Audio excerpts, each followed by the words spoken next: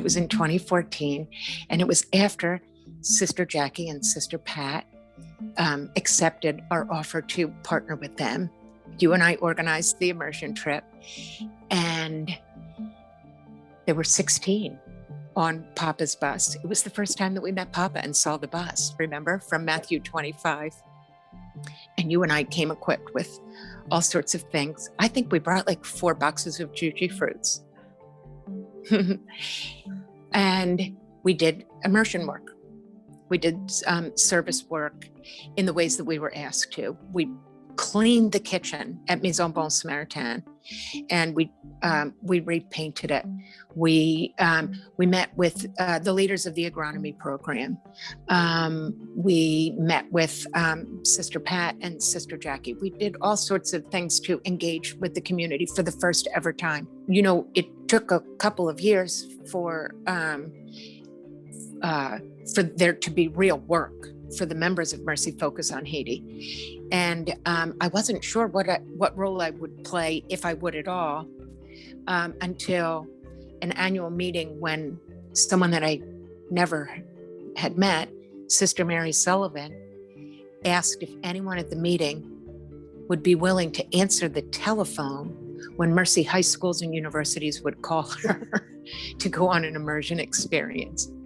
And so I raised my hand and I said, I can answer telephones. I can be your telephone operator. When I initially arrived in Haiti as this 18-year-old girl from Gwinnett Valley, Pennsylvania, I was initially very overwhelmed.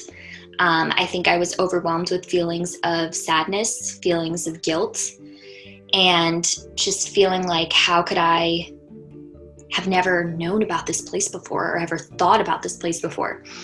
But the more time that I spent in Haiti and the more I was able to work with Sister Dale and Sister Jill from Mercy Focused on Haiti and meet so many of the Haitian partners and meet so many of the Haitian people, I realized that day by day, my feelings of sadness and guilt were transformed into feelings of empowerment.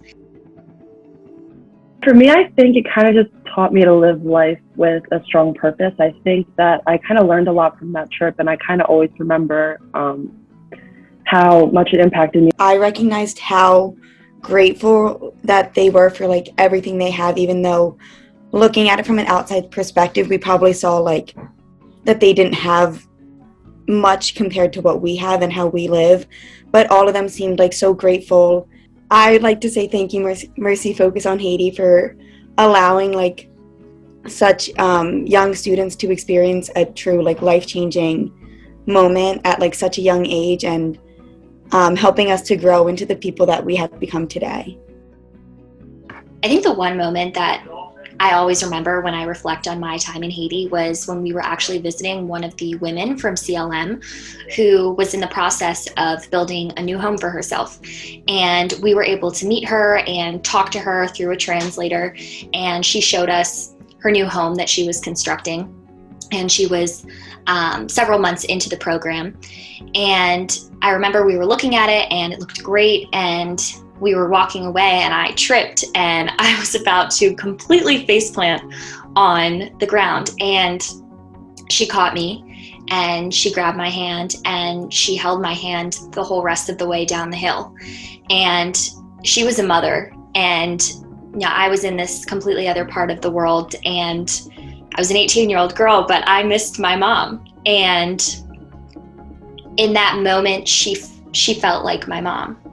And she made me feel safe and she made me feel comfortable. And I was this girl from Pennsylvania who she didn't know and she might never see again in her life. But for those 5 or so minutes when she was holding my hand down the hill, I felt really safe with her. And I think that that's what mercy feels like. It feels like somebody making you feel safe and somebody making you feel seen. And I think that that's how that woman from CLM made me feel.